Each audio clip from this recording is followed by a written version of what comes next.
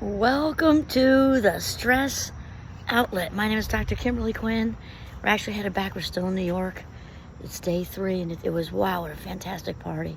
It was so good. And I will tell you, since we're on the topic of shame, being this close, to where I grew up, even though I've done all this work on myself, I feel amazing in my skin, full of self-love and the whole thing.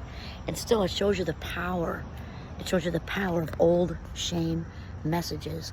And so what I would say to do here is, when those old shame messages start to kind of erupt, seems like from the earth, and wrap around your ankles or something, remind yourself that they're just shadows. And that's a tough sell when you feel it. And I've been talking back to them for 3 days, and they're just like shrinking back into the earth.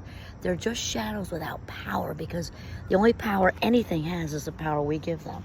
And as many of you know who've been devoted Stress Outlet fans know, that I'm saying this without judgment and blame, because I'm good. I actually pray for my parents every day of my life and wish them only well.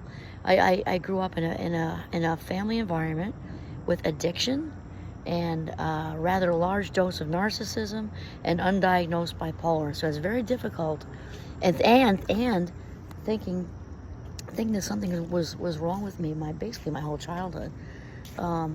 Because it was so hard so difficult to navigate, and all the messages, all the shameful messages, which are you're defective, flawed, damaged goods, broken, the whole thing. And so that's taken a really long time to work through. So being in a 40-minute, about 35-40 minutes away from all that, even though it's not the town where I grew up in's fault. It's actually a very quaint, very beautiful place. It's not the town's fault.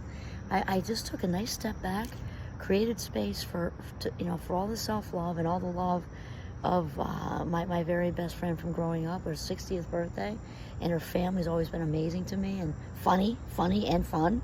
And realizing, just talking back to those, and those shadows sunk right back into the ground. They're just shadows. And it's very important to remember, we've talked about before in different reels, that the only meaning that anything has is the meaning we give it, and the only power anything has is the power we willingly give up. And I am way past that at 60 years old, without blame, without judgment. Go with God to the parents and some of the other family members that weren't very loving and kind. Go with God, wish you the best. And then I went right back into self-love mode, because self-love, love in general, is the antidote, the anti-venom for shame.